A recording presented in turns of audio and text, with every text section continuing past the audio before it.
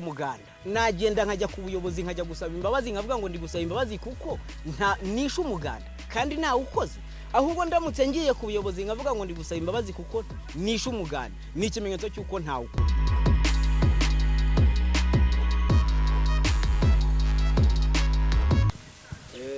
Turabashuhuje inshuti bakunzi ba Focus Studio TV, yewe basuhuza bamwe tumaze kumenyerana we n'abandi ni bashyashya, ndi ntawe hebare onari nkuko bisanzwe umwana w'Imana. Nubwo ni nyine iyo tuvuze ko turi abana b'Imana bamwe bibabangamira, ariko burya na Yesu niko byagenze. Muri Yohana 6 arimo avuga iby'umutima w'ubugingo n'amazi y'ubugingo, atangiye kubwira abantu ko ari we mugati w'ubugingo, ubwo yerekezaga ku mubiri we yendaga gutanga ku bwa twese, ngo abantu ngo ndetse ngo abigishwe baramubwiye amagambo arakomeye n'indi ushobora kuyihanganira, ndetse batangira no gushaka kugenda, ariko ubwo bari bamwe mu batari muri 12, ngo bamwe batangiye kugenda, noneho ngo Yesu ahita abaza 12 ngo none se ngo uko muri bari batangiye kugenda namwe murashaka kwigendera? Aramubwira bati se twebwe twakuvaho tukajya he ko ari ufite amagambo y'ubugingo. Ariko ibyo nari mbivugiye yuko iyo ubushize ikiganiro twakoze ari bamwe bagiye bambwira atetse ko kuri umwana w'Imana urabihamya, nababwira ni nibyo, numva nabo uko babyakiye babyumvishe nk'uko abo bantu Yesu avuga ko ari we mutsima w'ubugingo, abantu batabyumvishe neza. Gusa nk'uko twaganiye ubushize nyine twavuze ko tugomba kujya tuganira ku makuru y'iwacu mu rugo, kuko ni iwacu mu rugo, ni iwanyu, twese ni iwacu. Ni ngombwa ko amakuru tuyamenya kugira ngo hatazabaho gutuburirwa ugasanga umuntu abayeho nta makuru afite. Ibi dufashije nk'urugero, nk'ubu nk'umuntu ashobora gukora kuba afite abana batoya, yaba agiye gupfa agasiga akoze inyandiko y'umurage, akavuga ati inzirana izajyana kanaka, irana izajyana kanaka, ariko kubera ko babana ari bato bakaba nta bushobozi bafite bwo kubika impapuro. Ubitse impapuro ashatse yabarya, kubera ko igihe babana bazajya kumenyera amakuru bizatinda. Nicyo kigenda kitubaho rero, nkuko twabikoze mu kiganiro cy'ubushize, amakuru yo mu rugo iwacu tuyabaza abantu batayafite. Turayabaza ba Nikodemu nabo bakaza kugenda bakiherera bagasanga Yesu nijoro. Nta nubwo wakwizera ko ibyo yababwiye ari byo nabo bahindukira ngo baduhe. Reka dutangire rero ikiganiro cy'uyu munsi muri rwa ruhererekane rw'ibiganiro twavuze tuzajya dukora. Uyu munsi turaganira ku cyaha. Umunsi turaganira ku cyaha kugira ngo tukigireho imyumvire imwe. Kuko nubwo tuzakora ibiganiro byinshi, ntago ndi hano kugira ngo nkwemeze. Oya, ndi hano kugira ngo dusangire amakuru. Nkubwira amakuru mfite iwacu mu rugo, nawe umbwira yo wari ufite. Hari igihe uzasanga umurage barawugusinyiye, ariko ukazasanga uwo babikije impapuro yaranze kuguha ibanga ry'uko umurage wawe bawugusinyiye byarangiye. Ukaba ugikora wa wundi bagushinze akaba kigukoresha gatuna mwene ngo kugira ngo azaguhe wa murage kandi barawuguhaye. Imana ishimwe cyane. Reka rero dutangize ino ndirimbo ya 81, wenda turaririmbaho ibice bibiri. Tangira iteraniro ryacu ry'uyu munsi. Nge nkunda kuryita iteraniro. Hari igihe abantu tuganira bakavuga bati mbese amateraniro bite? Yesu yaravuze ngo abantu 2 cyangwa 3 bazabateraniye mu izina ryanjye nzaba ndi kumwe nabo. Mwaba muri mu nzira mugenda, mwaba muri mu kabari, twaba turi kuri televiziyo nk'uko, aho mwaba mwicaye hose mupfa kuba muteranijwe no kuvuga Imana. Ntabwo ari ngombwa umubare munini, kuko umubare munini twaje gusanga impamvu habaho imibare minini haba hari ibindi biba bigenderewe bitari mu izina rya Yesu. Reka turirimba ino ndirimbo ya 81 ivuga ngo nkunda kumva makuru y'umurwa, uri kura hatagera ibyago, kandi umucyo n'umwana w'intama, umusumwe nzawinjiramo. Haleluya niko mvuza impundu, haleluya nzinjira mu murwa, haleluya ndi hafi kujyayo, umusumwe nzawinjiramo.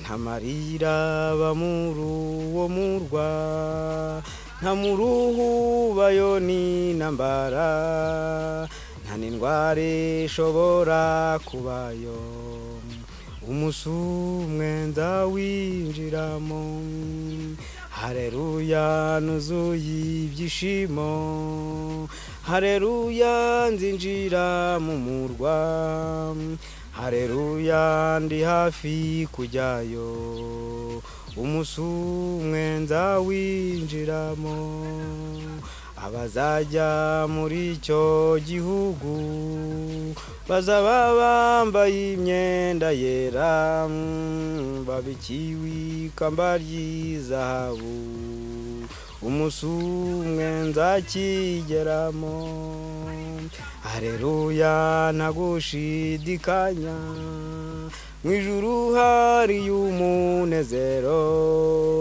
ntabwo umubabaro uba mu ijuru, niringiye kuzinjiramo. Imana ishimwe cyane rero. Reka dusangire ayo makuru, kuko buri wese abagiye afite amakuru, ariko amakuru ufite cyangwa se njyewe amakuru mfite dukwiye kuyasangira kugira ngo dusuzume turebe, kuko ngo abakristo b'Iberoya ngo nibo bari beza cyane kurusha b'Itesalonike, ngo kuko intumwa zarababwiraga, zamara kubabwira ubutumwa barangiza ntibabwakire, ngo bakongera bakagenzura mu byanditswe kugira ngo barebe ko ubwo butumwa koko buhura n'ibyanditswe. Abantu b'iki gihe rero bafite ingeso cyangwa bafite ikibazo cyo kutagenzuza ibyanditswe ibindi, bamwe bakabigenzuza ibindi bitabo byanditswe n'abantu runaka, baba ari ababayeho mbere mu mateka yacu cyangwa se abo dushobora kwita abahanga, akaba ariho duhitamo kugenzuza ayo makuru y'iwacu. Izo nyandiko rero zindi ntago zigenzura amakuru, ahubwo amakuru nk'uko tuyakura muri Bibiliya buri irihagije, ifite na dictionnaire. Nta nubwo bisaba gusoma cyane ngo umuntu ngo ashake ngo abantu b'abasobanuzi b'abahanga, kuko iyo biba ari ibyo ngibyo ntago ari twe Imana yaba yarayandikiye. Icyo gihe byasaba ko umuntu agenda akajya kwiga, agashaka abantu b'abahanga bamwigisha kugira ngo akunde asobanukirwe. Ariko bijya bintangaza cyane, hari igihe ureba nyine nk'ibyo abantu bigisha cyangwa nk'amakuru abantu baba bagushangije bafite ku bijyanye n'ijuru, ukumva biragutangaje cyane. Nkuko turaza kubibona, wenda reka duhere nko ku makuru y'icyaha. Twahisemo kujya tuza twateguye inyandiko, turi kuvuga ibintu tunabisoma kugira ngo tutaza kwibeshya, kuko mu kiganiro cy'ubushize ndumva hari aho twibeshye tukavuga yuko abantu z'ibinyoma bari muri Yesaya, twagira ngo tunahakosore, ahubwo abahanura b'inyoma bari muri Yeremiya 14 umurongo wa 14, niho Imana yavuze ngo abo bantu sinjye wabatumye nyamara baravuze.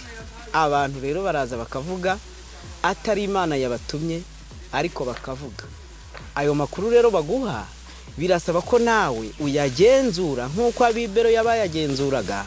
Nta kindi kintu cyayagenzura cyonyine usibye kwifashisha igitabo cyitwa Bibiliya. Urayifite, ya nyandiko zaba izo muri telefone, ndi kumva Bibiliya nta muntu utayifite, kuyigeraho bisigaye byoroshye kumeze mu cyashise, mbese ngo kurusha twizere cyangwa igihe twategerereje. Rero muri kwa gusangira amakuru twababwiye ko uyu tugiye kurebera hamwe ikintu cyitwa icyaha, kuko giteye imyumvire itandukanye. Icyaha bamwe tugifata nk'ibikorwa runaka, ariko se ukibaza ukavuga ngo uwapfuye ataramenya amakuru y'uko icyo gikorwa ari icyaha, tuvuge nk'umwana uvutse agapfa afite imyaka 10 cyangwa agapfa afite imyaka 9 cyangwa agapfa kivuka, ayo makuru ko muba mutarayamusobanurira, ubwo bizagenda biti? None se ubwo we biramureba cyangwa ntibimureba? Ubwo se nyine nimba Bibiliya yaratwandikiwe twese, nimba ari ibaruwa Imana yahisemo kutwandikira igashyiramo amakuru yacu twese, none uwo mwana akaba apfuye atayamenye, bizagenda gute? Ese ko hari abantu bavukana ubumuga bwo kutumva, ubwo kutabona, nkaba ntarabona Bibiliya ikozwe mu buryo bwa burayi bw'ino nyandiko abafite ubwo bumuga bakoresha, ubwo bo iyo baruwa Imana yanditse aho yabagezeho? Ubwo se Imana nijya guca urubanza? Ari ndibuka hari umuntu umwe wanshekeje tuganira, arambwira ngo Imana ngo izagendera ku marangamutima y'umuntu, ubwo se nijya kureba ibyo umuntu yatekerezaga ubwo ntago yagombaga kwandikisha kiriya gitabo rero ngo kidufashe, ntiyanagombaga kwandika ayo mategeko ngo tumenye ayo makuru yose, ahubwo yagombaga kureka ikavuga ati Kanaka ngereranyije uko yitwaye, Leonard ngereranyije uko yitwaye, Bosco ngereranyije uko yitwaye, ndabona kwijuru cyangwa atari kwiye. Ariko yahisemo gufata amakuru yose irayandika iyashyira muri kiriya gitabo, usibye ko ba Nikodemu twayoboje bagenda batuyobora nabi. Reka mbaye nk'urugero rworoshye cyane. Usomye nk'ibyahishuwe igice cya 12 umurongo wa mbere kugeza ku 9, ugasoma ibyahishuwe igice cya 13 umurongo wa mbere gukomeza, ugasoma Daniel igice cya 7 kuva ku murongo wa 7 kugeza ku wa 8. Aho hano havuga iby'inyamaswa,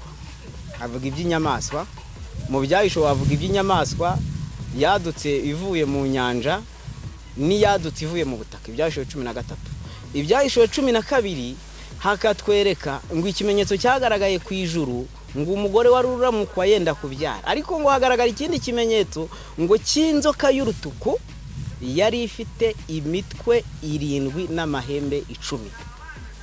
Icyo cyanditswe wagisoma wagihuza n'icyo mu byahishuwe 13 umurongo wa mbere, ugasanga naho hagaragara inyamaswa yavuye mu butaka, yavuye mu nyanja Pluto, ariko nayo ikaba yarasaga n'icyo kiyoka kuko ngo yari ifite nayo imitwe 7 ifite n'amahembe 10.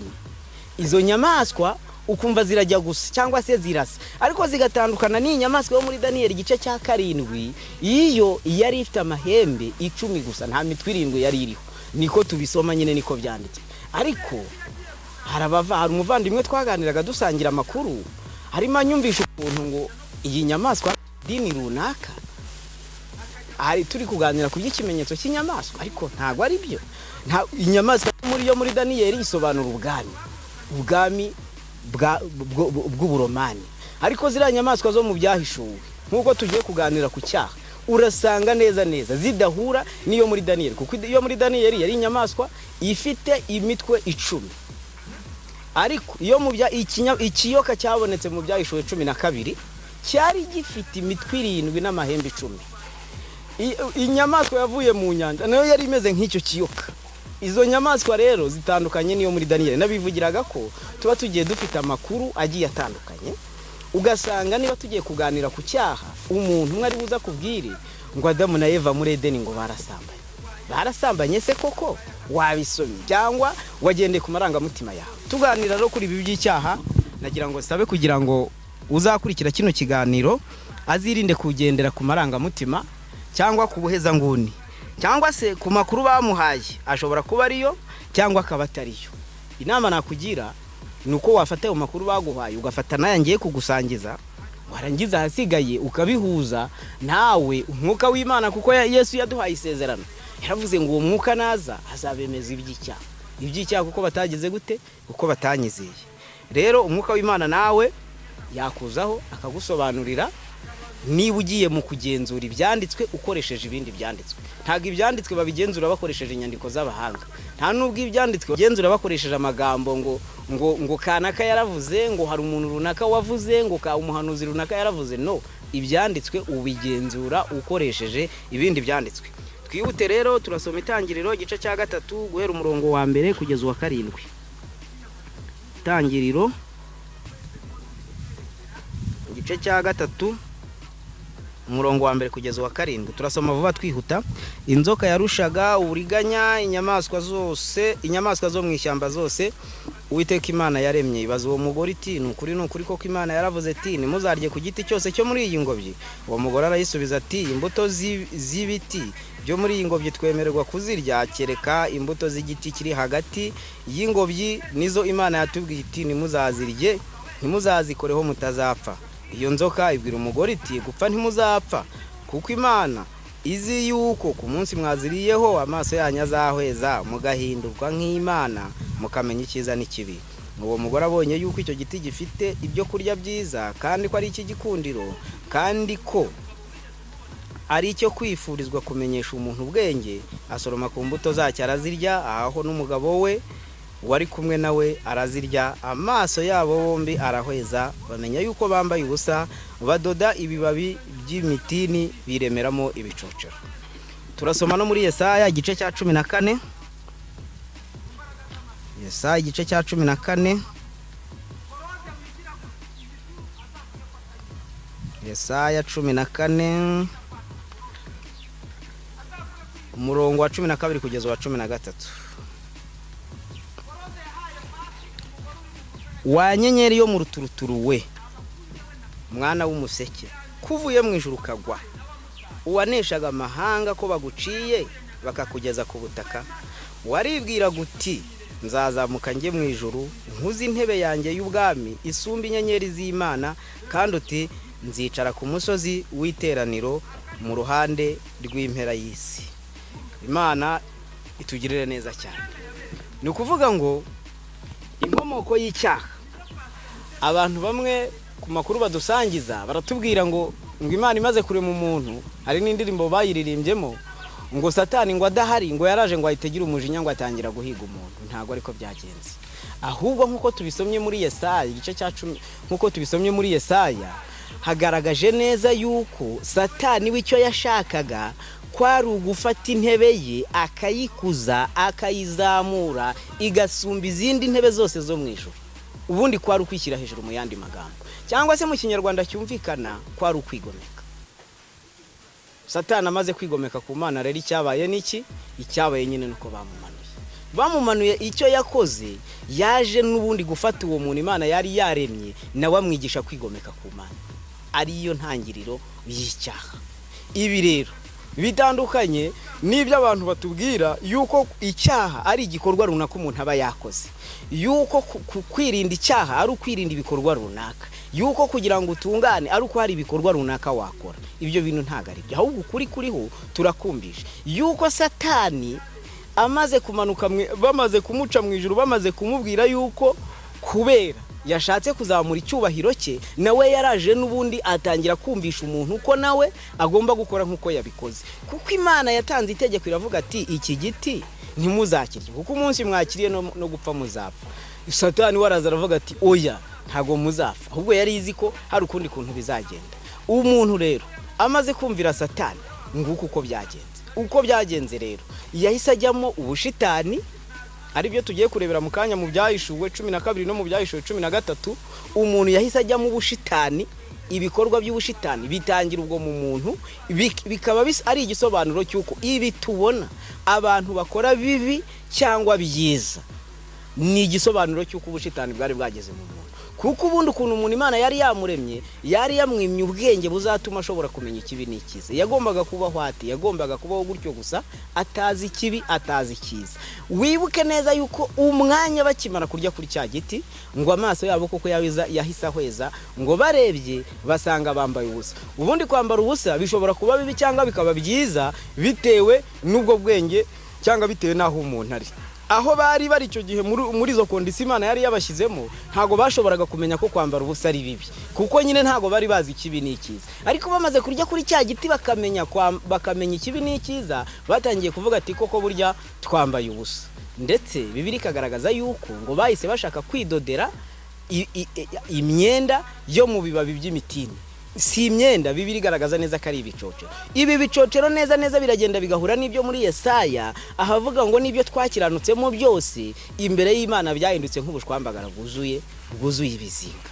Aha rero Satani icyo yashyize mu muntu ni iki ngiki, yadushyizemo mu bushitani bwose bwuzuye, ku buryo nta hantu inyoko muntu yari igifite ho guhungira Satani, ku buryo nta hantu inyoko muntu yari igifite ho gutorokera Satani. Na niyo mpamvu naho ku rusengero usengera, n'abo bantu bagusangiza amakuru cyangwa se bitwa ko bari kukwigisha Imana, n'abo ba Nikodemu wayoboje bakubwira ko bagiye kukuyobora inzira ijya mu ijuru, nabo ubabonamo ibimenyetso by'ubushitani. Ubibabona muti nawe urabibabonamo. Mu nama y'abadiyakoni mujya mushwana, ko mushwana kandi muri abadiyakoni, kuriya gushwana kuba kuvuye hehe?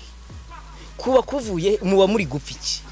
Gushwana kuboneka mu bapasiteri kuba guturutse hehe? Nta handi kuba guturutse, nubwo bushitani mugendana kandi nta kintu mwakora ngo butazabavamo. N'ikimenyimenyi, wenda nk'abantu twasenganye mu itorero meruka gusengeramo nyuma barabizi, nahavuye nyobora korari n'icyumba cy'amasengesho, ngira ngo nahavuye twihana. Na nisaha murakihana, ndabize murakihana. Igihe mwihaniye ibyo byaha mwihaniye bidashira, n'ibyaha ki? impamvu nta yindi nuko wowe virusi satani yagushyizemo ugendana yo gukora icyaha nta hantu uzayihungira. Ariyo mpamvu nkurarikiye kuzakurikira ikiganiro cy'ubutaha kugira ngo uzasobanukirwe neza ngo none kwiyo virusi ndimo nzayihungira he. Nta handi hantu uzayihungira, intsinzi yayo ariko irahari, ariko ukarekeraho ugahagarika ibyo bikorwa wibwira yuko ari byo bizagukiza iyo virusi. Ubundi ni nkuko umuntu yarwara malaria, aho kugira ngo ajye gufata imiti ivura malaria agatangira gufata imiti y'umuriro n'umutwe. Umutwe wakira, umuriro ukagabanuka, ariko ntago malaria yabigushizeho. Nicyo satani rero yadukoreye, nkuko tugiye kubireba mu byahishuwe igice cya 13. Byahishuwe igice cya 13, nihanganisha abavandimwe bagiye kumva aya makuru bagasanga nago ariko bayazi, kuko hari abavandimwe bari bazi yuko nginyamaswa yaturutse mu nyanja ngo ari leta ari ubutegetsi bw'Uburoma, hanyuma ngo yavuye mu gitaka ngo akaba ari abanyamerika. Bavandimwe ibyo bintu naga ari byo. Cyakozi inyamaswa yakani ivuga muri Daniel igice cya 7 iyo ni ubutegetsi bw'Uburomani. Ariko iyi nyamaswa ivugwa mu byahishuwe, tugiye gusoma mu byahishuwe igice cya 13 yavuye mu nyanja ndetse ikagenda igakurikirana n'iyavuye mu butaka. Uraza gusanga neza ari ubwo bushitani satani yadushyizemo. Reka tubanze duhere mu byahishuwe igice cya 12 kugira ngo tuze kuza kuhumva neza. Ibyahishuwe 12, byahishuwe 12, turahera ku murongo wa mbere tugeze ku 9. Reka duhere ku murongo wa 3. Ngo mu ijuru haboneka ikindi kimenyetso, ngo mbona ikiyoka kinini gitukura gifite imitwe 7 n'amahembe 10, no ku mitwe yacyo gifite ibisigo 7. Umurizo wacyo ukurura 1/3 cy'inyenyeri zo mu ijuru uzijugunya mu isi. Icyo kiyoka gihagarara imbere y'uwo mugore waramukagwa kugira ngo namara kubyara gihere ko kirye umwana we kimutsosobe. Abyara umwana w'umuhungu uzarageza amahanga inkoni y'icyuma. Uwo mwana we asahurwa ajyanwa ku Mana ku ntebe yayo. Umugore ahungira mu butayu hafite ahantu yiteguriwe n'Imana kugira ngo bamugaburire yo kumara iminsi 1260. Mu ijuru habaho intambara, Mikayeli n'abamarayika batabarira kurwanya cya kiyoka. Ikiyoka kirwanana n'abamarayika bacyo ntibanesha, kandi mu ijuru habo ntihaba hakiboneka. Icyo kiyoka kinini kiracibwa, ari cyo yanzoka ya kera yitwa umwanzi na satani, ari cyo kiyobya bari mu isi bose, nuko kijugunywa mu isi, kijugunywa mu isi, abamarayika bacyo bajugunywa nacyo. Imana itugire neza cyane. Nukuvuga ngo hano umurongo wa 9 aravuga ngo icyo kiyoka kinini niyo mwanzi, ngo kandi niyo satani. Ubwo iki kiyoka kiri mu byahishuwe igice cya 13 cyari gifite imitwe 7 n'amahembe 10. Bibiri hisi gisobanura ko ari satani, aho hariho akadomo, nta kindi kintu turenzaho. Ahubwo reka twigire mu byahishuwe 13. Ngo ngihagarara ku musenyi wo ku nyanja, ngiye kubona mbona inyamaswa iva mu nyanja ifite amahembe 10 n'imitwe 7. Ku mahembe yayo hariho ibisigo 10, no ku mitwe yayo hariho amazina yo gutuka Imana. Urumva ko iyi nyamaswa ivuye mu nyanja neza ifite amahembe n'imitwe birangana n'ibya cya kiyoka. Iyo nyamaswa nabonye yasaga n'ingwe, n'amajanja yayo yasaga n'ayaruko, akanwa kayo kasaga n'ak'intare.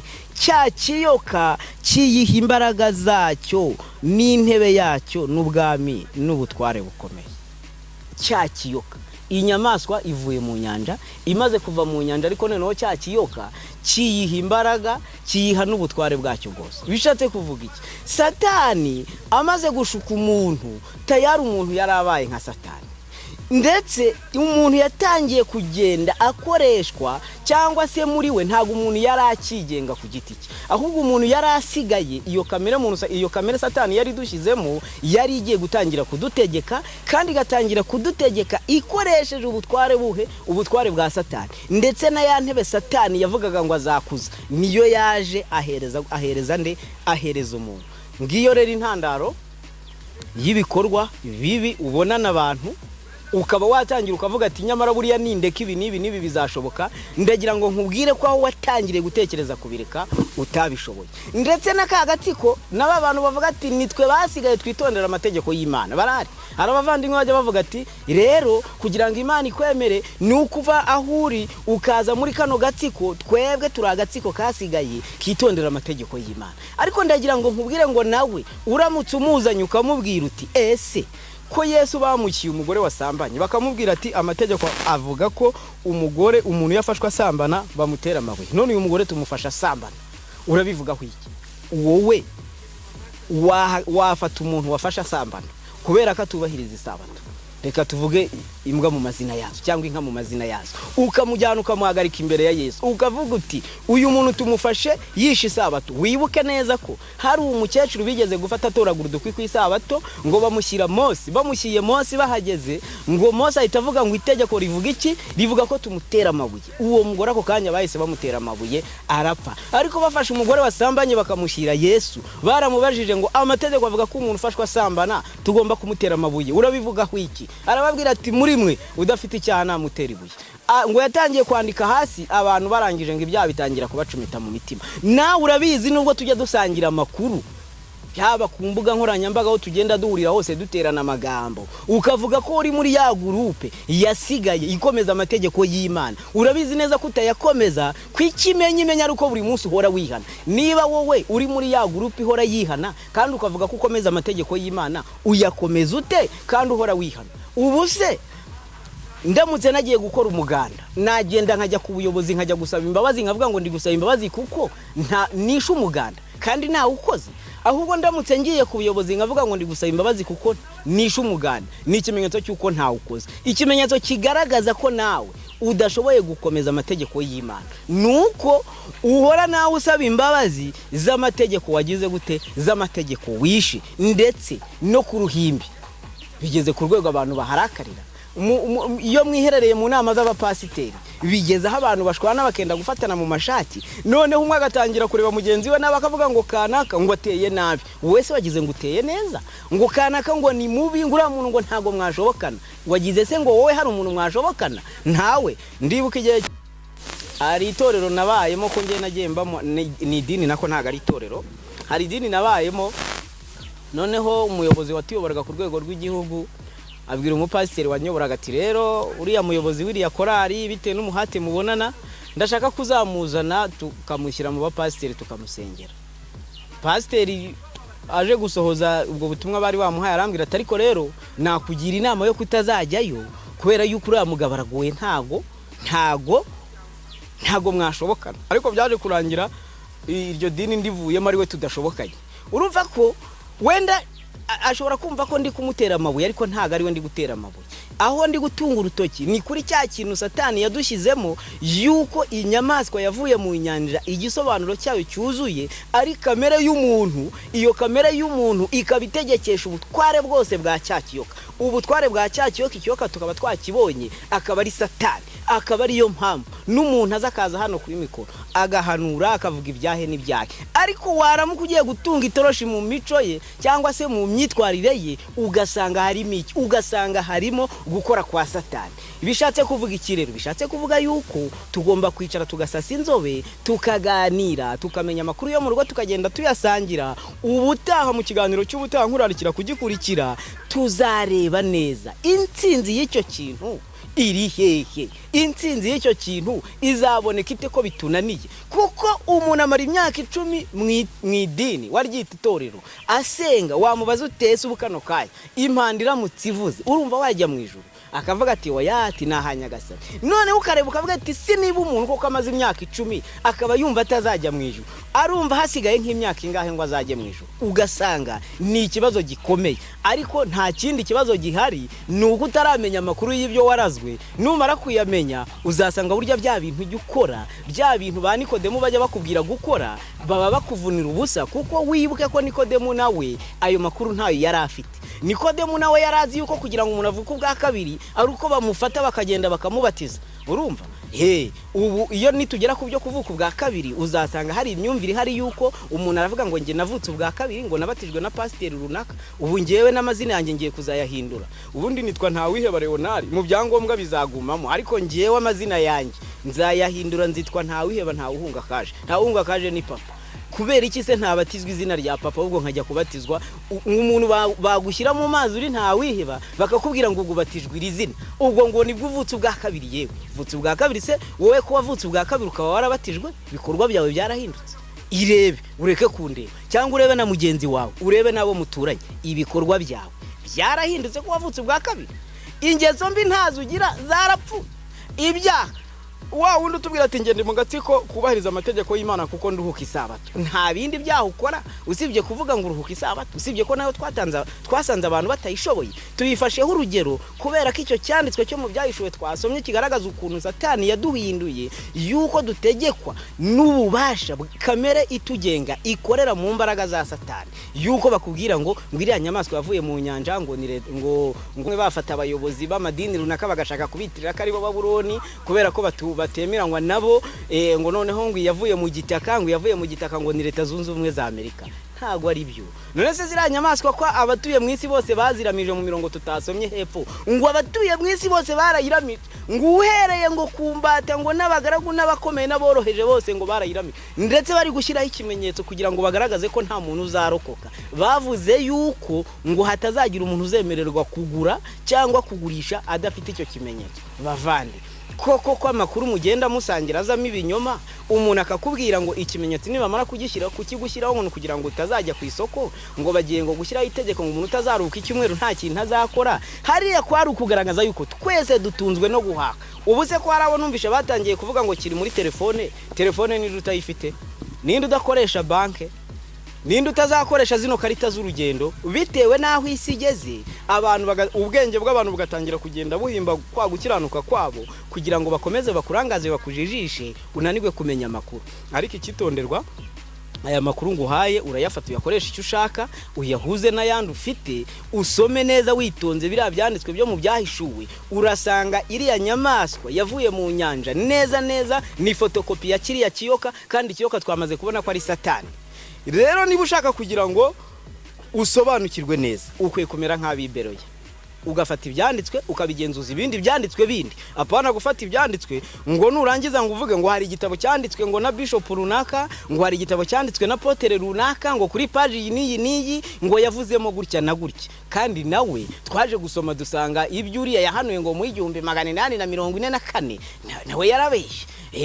Yarabeshye. Ubundi Bibiliya y'ibintu yagiye igaragaza nk'imyaka, usibye biri burabanuzi bw'imyaka 490 bwasohoreye kuri Kristo. Ubundi ubuhanuzi hariya bwasaga nkaho burangiye bushyizweho akadomo, ku buryo twagomba gutangira kugendera tugenzuza ibyanditswe ibindi byanditswe. Mu yandi magambo byari bimeze hari hagiye kuba nk'ikintu cyitwa gusubiramo, uti hagiye ibi byavugaga ngo iki byavugaga. Ari nayo mpamvu kugezana n'isaha kubera amakuru make abantu basoma ibyahishuwe ngo bakabifata nk'ibintu bategereje bizaba ngo mu myaka iri hirya ngo isi yenda kurangira. Ashwida ibyahishuye ibintu byinshi 80% byararangiye, ariko abantu ngo bategereje ko ngo ari ibintu bizaza, ngo bategereje ko ngo hazashyirwa itegeko ngo ry'icyumweru, ngo bakajya bavuga ngo duterane ku cyumweru, bazakiraho itegeko ryo guterana ku cyumweru. Se ubu nko mu Bushinwa ko nta Christianism ibamo, ubu se mu Bahindu abahinde ko nta ko bafite inka zabo basenga, ubibwiye ko amategeko azaba bareba? Ntago ari byo. Ahubwo isi yose ifite ikibazo kimwe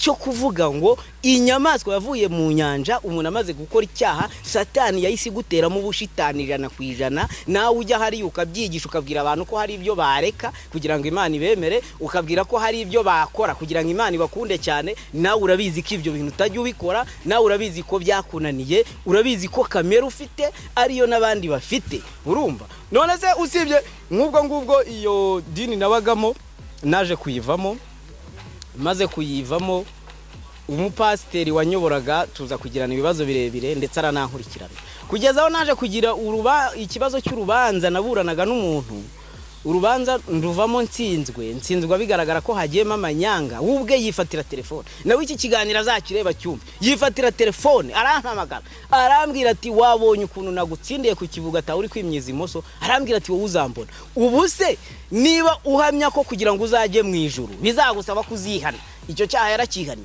yakihaniye se ko atigeze aza kunsaba imbabazi ngo ambwire ati burya naragukangaga ntago nzakubona nta hantu uzambona ariko ndabizi ko nawe cyabimuvugishaga niyo kamera imurimo ariko warashaka kugira ngo agaragaze yuko wari umuntu mwiza nta bwiza buhari twese iyo nyamaswa abatuye mu isi bose barayiramije nyamaswa rero warayiramije n'undi wese yarayiramije igisigaye ikiganiro cya kabiri tuzakurikizaho cyitwa Gakiza nukureba uburyo inyoko muntu yagombaga kurokoka kuko iriya manuka yabereye muri Adamu ni nk'imanuka yabahitana abantu bose ku buryo hatigeze harokoka n'umuntu n'umwe wo kuzabara inkuru ku buryo hadashobora kusigara reka mbaye nk'urugero rwihuse ukuntu umuntu amaze kuba mubi koko yarabaye mubi urumva Adamu na Eva bariye kwitunda bamwe baraje baratubeshye ngo nugusambana kandi ntago ari byo Kayini ahita yica bera ko kanya kandi amwica neza Kayini yari yigiye hehe kwica nta handi yarabyigiye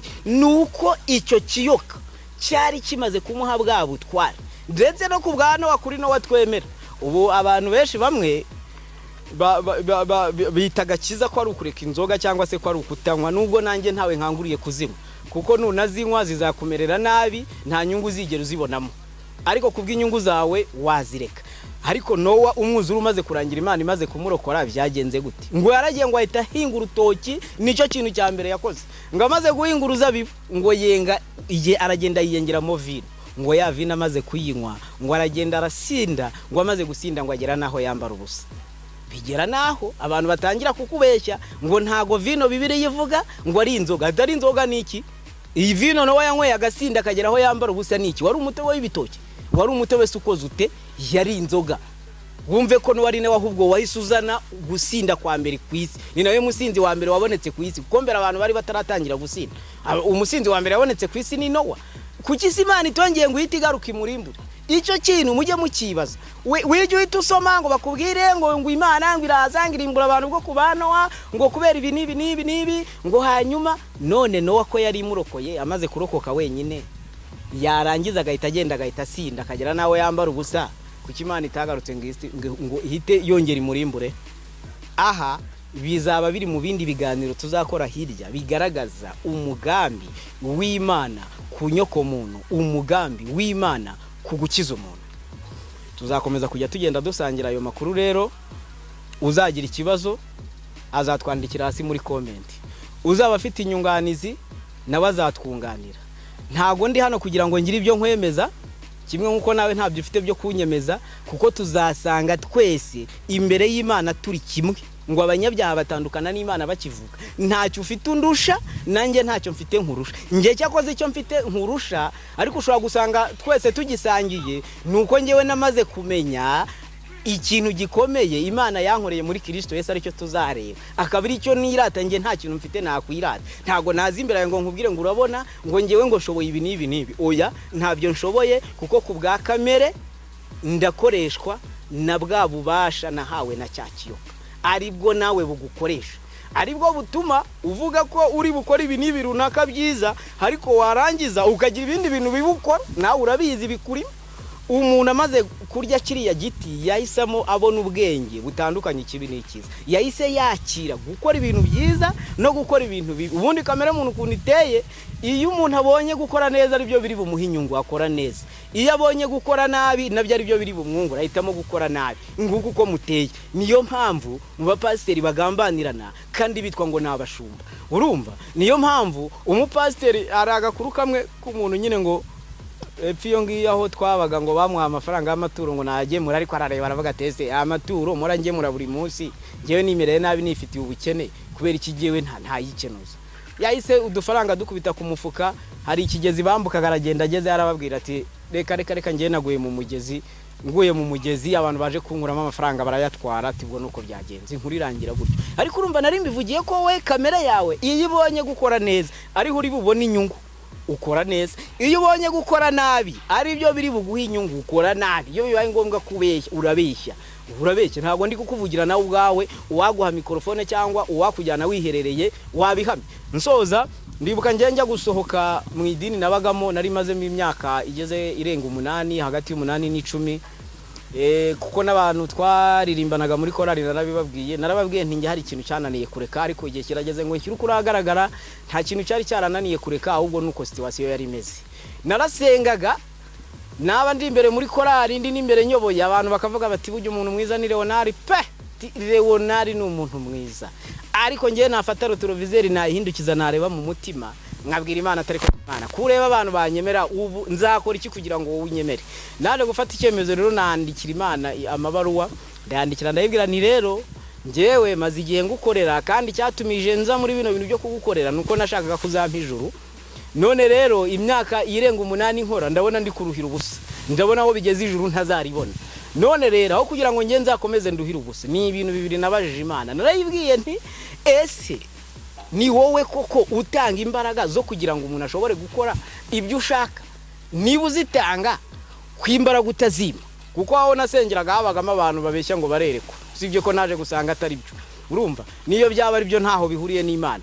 Umuntu akaza kerekwa ati tubonyerewe nari yambaye ikanzu yera tubonye ari kugenda kuri moto murabizi kino kiganiro ni mu kireba muzasanga ntababeshyira ababyerekwaga murabizi usobanura akavuga ati ni ikimenyetso kigaragaza ko Imana imwemeye. Yewe naba ndi gusenga nihereye n'Imana nkayibwira ati mu biragaragara ko nyemeye ariko se iki ko mbikora nagubizi nza kwibwira ati rero niba utanga imbaraga ugomba kuzima utu tuntu tubi tunsigayemo tukarangira cyangwa se niba atari wowe uzitanga ukabubizi neza ko ngiye ngomba kuzishakaho ubwo nge ndeguye kuko nge ntazo nabona naragerageje byarananiye. Baruwa narayanditse ndayandika ari byo twitaga ibyifuzo ndagenda njya mu byifuzo ndavuga ati twasengaga amasengesho ya niba ture mu gitondo yamaraga iminsi 7 ndavuga ati rero Mana buri muntu wese yajyanaga ibyifuzo ngewe ntanzu ndi kugusaba nubwo nkennye nta mafaranga ngusabye kuko ngiye mangayikishijwe nuko nzarimbuka nta mafaranga ngusabye ndagusaba ikintu kimwe ni iki ngiki ni ibintu bibiri urama imbaraga zo kugira ngo ibi bintu byananiye kureka mbireke niba uzi ko imbaraga ari njura zishakamo ubwo bayi nge ndegutse ntago nabishobora.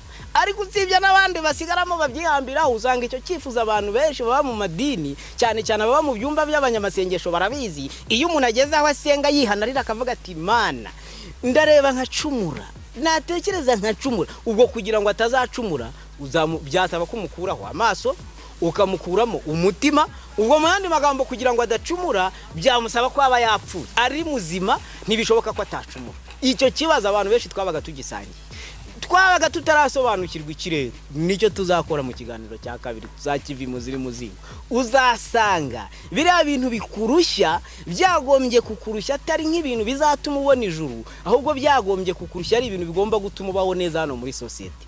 Urumva kugira ngo ubeho neza hano muri society hari ibintu ugomba gukora biriya bintu rero bitandukanye n'ibintu ugomba gukora kugira ngo uzajye mu ijuru kuko kugira ngo uzajye mu ijuru nutabyuzuza 100% ntago bizakunda. Ibaruwa rero maze kuyandikira Imana igisubizo umuyobozi watuyoboraga yaje ambwira ngo Imana rero ngo yakuntumyeho ngirambwira ngo ibibazo biri imbere yawe ngo namahitamo yawe ndavuga ntubwo amahitamo yanjye wa Mana we nayakubwiye naya ngaya nuko niba utampaye imbaraga nawe urabizi uriya abantu babarakore cyane mujya munsetsa mujya munsetsa cyangwa se abantu bafite agakiza bishingikirijeho kuby'imirimo bazakora umuntu uramuzi utese washoboye gukiranuka ati oya tinshobozwa byose na Kristo imbaraga ubwo Kristo se nyine yaraziguhaye cyangwa yarazikwiba ko buri munsi usenga ko mujya mukora n'amasengesho yo gusengera imbaraga arazibaha cyangwa arazibiba iyo zibahaye abahizishobora kubibakuramo cyangwa zarabasondeka akabaha dukeya ku buryo atuguha waba uri mu rusengero ugataha nyine Imana ivuganye tinda bamwe bwoko bwanjye mbahaye umugisha kandi n'imbaraga ndazibahaye hanyuma wagera hanze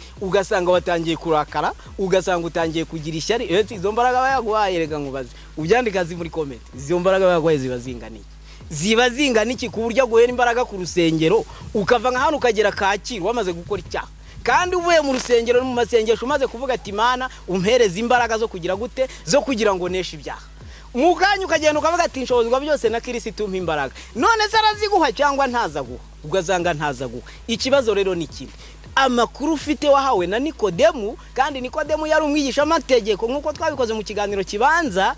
Amakuru yaguhaye siyo, ntabwo ari yo, ahubwo intsinzi y'icyaha irahari, intsinzi y'urupfu irahari, ikigomba gutuma tubona ubugingo buhoraho kirahari. Numara kukimenya uzicara uruhuke, ugereka akaguru ku kandi utuze. Mbese umere nk'iyo tujya dutega imodoka benshi cyangwa se n'abandi baba bazifite. Iyo ufite umushoferi ugutwara, nta ushobora kujya mu modoka ukisinzirira, ibyo gutwara ntibikureba. Nta gutangira kugenda ubwira shoferi ngo kataha, ngo hano tugeze cana amatara. Jewe yo nteze imodoka mita nisinzirira, ibyo gutwara ntibiba bindeba. Niko nguko iby'agakiza bimeze, nuko tuzasanga bimeze. Ariko nabivugiraga yuko ubwo maze kubona ibyo bintu binaniranye, iyo baruwa maze kuyandikira Imana imaze kunsubiza, ariko nubwo atariyo, ubwo nahise nsezera pasiteri ndamubwira ni burya n'ikindi rero ntabwo nzagaruka mu rusengero rwawe. Ibyakurikiyeho nyuma n'ibyo ngibyo nawe yaje kunkorera byo kumamagara akambwira ngo nzamubona, kandi ubwo urumva nyine ngo ni umukozi w'Imana. Ariko urumva ko kakano nawe kubushitani ko kuba satani ikorera muri we, ariko akaba atabyerura ngo abyemere, akavuga ati ngende umukozi w'Imana, kandi abizi neza ko akorera satani. Kuko urumva niba ari umukozi w'Imana, reka ngoye nk'urugero, Yesu yaravuze ngo umuntu nagukubita urushyi mu musaya umwe, uzahindure n'undi musaya awugukubite. Ariko mu nkiko hari imanza z'abapasiteri zingaye, amatiku abi iyo mu nsengero zayo, akagambane kabamo gashingira kuki, ntigashingira kuri icyo kintu cyo kudaca bugufi, siho gaturuka. Nta muntu wabikurenganyiriza, kuko ikibazo ari igihe umuntu ashaka kubirenganyiriza undi, ngo wenda wumve ko nimba nkoze kino kiganiro ngo ndi kubikurenganyiriza, wowe uretse we warabyikururiye.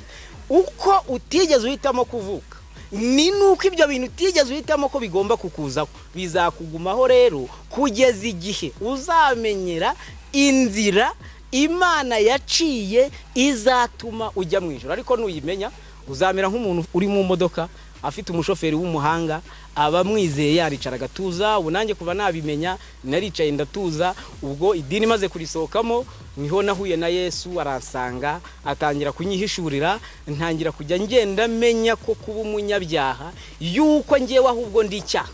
Haraho tuzagira mu biganiro usange niriya satani mwirirwa mu cyaha mu rusengero muvuga ngo twirukanye satani n'ingabo ze, twirukanye abadayimoni. Nubwo satani Imana yayica ikayikuraho, wowe ubwawe kugira ngo satani, kuko impamvu nuko inyamaswa ikimara kuva mu nyanja, kamere umuntu akimara kwakira kamere y'icyaha, ngo yahisi haba ubutware na cyakiyoka. Nubanga iyo nyamaswa itegekesha ubutware bw'iki bwa cyakiyoka, ndetse yicaye no kuri ya ntebe. Iyo kamere yawe niyo kwituru, niyo gutekwe, niyo gukora ibibi. Nibwo wajya kagira ibyiza ukora, Imana nikavuga ati rega komeza ugerageza, ariko ndabizi ko nibyo wakiranutse imbere yanjye byahindutse nk'ubushwambagara bwuzuye ibizinga. Muri Bibiliya ntagatifu ho baravuga ngo ibyo abantu bagerageje gutunganiramo Imana byose ngo bimeze nk'akenda kimbere ku umudamu bagiye mu mihango. Urumva kwari kugira ngo bagaragaze uburyo ibyo bintu biba byanduye. Urumva ni udashobora gusukura, sinzi niba ko bajya bazisukura nyine ntago mbiza, ariko urumva kugira ngo Imana ibitsindagire neza muri iriya baravuze ngo ni nk'akenda kimbere dama bagiye yagiye mu mihango, kugira ngo wumve ko ibyo bikorwa byawe ukora wita byiza udashobora kungutsa imbere y'Imana. Kubera iki? Ufite ibyiza ukora, ugahindukira ukajya ku ruhande ukagira ibintu bibukora, kandi Imana ntabwo ishobora kwemera ibintu bibi n'ibyiza bifatanye. Bigomba kuba ari byiza 100%. Ubwo ibibi byose bikaba birapfuye, kuko Yesu yarabihakanye muri Matayo aravuga ngo ntabwo isoko imwe ishobora kuvamo amazi meza ngo nirangiza wongere hindukira ivemo amazi mabi. Ikibazo rero ufite ni amakuru make.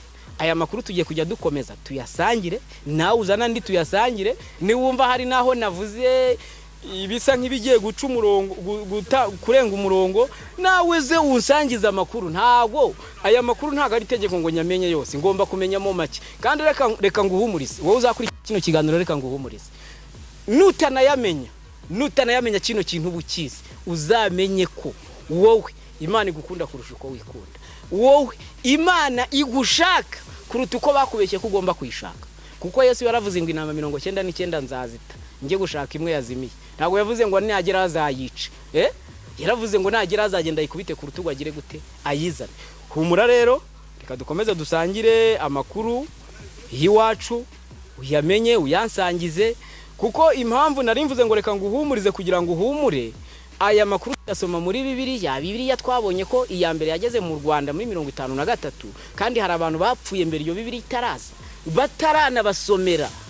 Noneho hari n'abitwa ko bafite ubwenge buke ku buryo mutse tugakura mu nyuguti ziri muri Bibiliya ntago twazigera dukizwa. Kubera iki? Hari abantu bafite imitwe ifunze badashobora kumva, kandi ntago iyo mitwe ifunze bahaye ni Imana yabaremye bazi ko bafunga umutwe. Kandi noneho Yesu we yaraje aravuga ngo ubu urubanza rw'abisi rurasohoye, umutwaye w'abisi abaye igicibwa, nanjye nimanikwa hejuru y'isi nzirereza abantu bose. Niba agomba kwirehereza abantu bose, se ngiye urankuramo? Wowe se urikuramo cyangwa ngenda gukuramo? Ndinde wo kugukuramo? Wowe urinde wo kunkuramo? Undi wagukuramo wari we wese muri abo bantu bose Yesu azireherezaho yaba ari nkande? Nta kindi usibye kuba dufite iki, kuba dufite amakuru agize gute adahagije. Imana ikomeze idufashe. Nasoza mbashimira kuba mwemeye gukurikira kino kiganiro. Tuzakomeza dukora ibindi biganiro, tuzakora ku biganiro by'imigisha, imigisha bagenda badusezeranya itabaho itariyo. Tuzakora ku biganiro by'amaturo, aho umuntu yikorera akajyana amaturo imbere y'Imana kandi ajyanye ikizira akaba atabizi. Tuzakora ku biganiro bigiye bitandukanye, tuzabona amateka y'umuntu nyuma y'icyaha uko byagenze, tuzabona amateka y'itorero ryatangiye gute. Ese ibi bintu turimo byitwa amatorero ni itorero koko? Uzasanga atari byo. Rero ndakurarikira yuko utazava kuri iyi channel, uzakomeza ukurikire ibi biganiro ndetse n'izindi channel tuzajya tubitangaho, tuzajya tukurangira kugira ngo nuba wahugutse washoje akazi ubikurikire. Ariko ujye unaduha comment hasi utwungura igitekerezo, nawe ugira amakuru dusangiza, uvuge ati hariya buriya nubwo amakuru wadushangije ariko nanjye nari mfitaye, noneho tuganire tuyahuze, tudashyizemo iki, tudashyizemo ubuheza nguni, ntidushyiremo umujinya. Kuko wowe rega mbabwira ubundi ni muzobanukirwa neza ubu buryo Imana idukunda, ahubwo bamwe muzaza no kushaka mu ntangurire aya makuru ndakuraye ntago twari tuyazi. Wowe Imana iragukunda igihari, nuko baguteye ubwoba bagatangira kukubwira ukuntu ahubwo Imana ari ingome, bagatangira kukubwira ukuntu Imana ni kubona izakwica, bagatangira kukubwira ukuntu Imana igiye kuzikabara imari mikabahitana. Iyo ntago ari Imana muvandi. Yego ni Imana ariko ntago ari Imana yaremye ijuru n'isi. Ubundi hariho Imana nyinshi, ubutaha icyo kiganiro tuzagikora cy'uburyo hariho Imana nyinshi. Hari igihe rero umuntu yamenya amakuru bwa mbere ugaba yumva ngo Imana nyine ni Imana, nuko nguko niba bavuze ingome nyine akumva ari ingome. Ariko na Bayali wibuke ko yari Imana ya yindi. Eliya n'abahanuzi ba Bayali bagiye gusenga akababwira ati ese ubwo Imana yanyiri kubumba? So ubundi buriya ntago wahite ureba Imana usenga ngo urebe ko atari Bayali. Uzi ko abantu benshi musenga Bayali ariko mukaba mutabizi. Kuko iyo usenze Imana ukayibwira ngo iguhe imbaraga, ugataha umuhanuza guhanuriye ngo urazibonye, warangiza wagera mu rugo ugasanga ntazo wabonye, ugasanga za mbaraga bashakaga ntazihari, ubwo se urumva ari iyihe Mana? Ubwo se usenze Imana umuhanuza akaguhanurira akakubwira ngo Imana irakubwiye ngo igiye kugutuza i Kigali, ukaza wagera i Kigali ukubaka akajagari, wakubaka akajagari bakagasenya, ejo ukiruka ku musozi wenda kwiyahura, ubwo iyo Mana iba yavuganye nawe iba yaturutse hehe? Ubwo se iyo usenze Imana ikakubwira ngo igiye kuguha viza yo kujya muri Amerika cyangwa i Burayi, wagera ugasanga uhuye n'ibintu bidashinga bidafite 12, cyangwa se ugasanga ntago ari ubayeho neza, si wowe ubayeho neza kurusha abasigaye mu Rwanda, ubwo iyo Mana ntago uba wumva yariyo. Tuzakora ikiganiro kigaragaza ko Imana ari nyinshi, yuko n'abantu hari Imana bajya biremera ubwabo ku giti cyabo, ku buryo uzamenya niba Imana nsenga, Imana mbana nayo ni Imana yaremye ijuru n'isi cyangwa ni Imana ngewe niremeye, kugira ngo utazagwa mu mutego wo kwiremera Imana. So reka dusoze rero, Imana iduha umugisha. Nubwo ngewe ntakunda kubibara gutyo ngo wenda ngo nsenge nk'umuntu ngo Imana ngo imuhe umugisha, kuko ndagira ngo nkwizeze ko ibyo abantu bagusabira nta na kimwe uzabona, ahubwo icyo uzabona ni Imana yagennye kubo. Urumva Yohana 5 mu nzandiko za Yohana umunyarwambere rwa Yohana mu gice cya 5 yaravuze ngo nicyo gituma twizera yuko ibintu tuyisabye biduha. Iyo dusabye ikintu gihuje no kwishaka, nago umwana wawe yashaka gukora mu muriro ngo wemera hakore, ahubwo uramubwira uti no. Yashatse kunywa isukari nyinshi uramubwira uti nywa nke utazandushya umvuza. N'Imana ni kwimeze. Ushobora kujya gusenga ukibwira ko amasengesho yawe ngo uragenda ugasengera mu rutare, ngo ugasengera mu mazi, ngo ugasengera mu ishyamba, ngo ugasengera ngo ukigaragura ukikebagura, ubwo iyo Mana ntuyumva. Ba Bayali nibo basengaga Imana bikebagura, ariko Eliya ngo yamaze caniro aravuga ati ariko uyu munsi ndabizi ko uri bugaragare ko ari wowe Imana. Atavuze amagambo menshi umuriro uhita umanuka. Niyo ntituvuga amagambo menshi, si ngombwa ko duhagatwa, ntitugomba kwikebagura. Ibyo bintu byose uzagenda ubimenya. Si Imana izatuma nikebagura, Imana izansaba kugira ngo inyumve nuko nzamara iminsi 7 ntariye, ngo ni kugira ngo ikunde. Si iyo Mana ukayumva nyine Imana tukamenya neza iyo ariyo, tukamenya urukundo rwayo n'ukuntu yadukunze. Tuzasubukura ubutaha aho Imana yasanze Adamu na Eva bamaze gucumura, bagiye kwidococero, bagiye kuyihisha, uko yababwiye n'ibyakurikiyeho nuko amateka yagiye akurikirana. Imana idufashe rero kandi ikomeze kutugirira neza. Izeye ko turakomeza kugenda dusangira ibitekerezo. Murakoze cyane nawe utaha.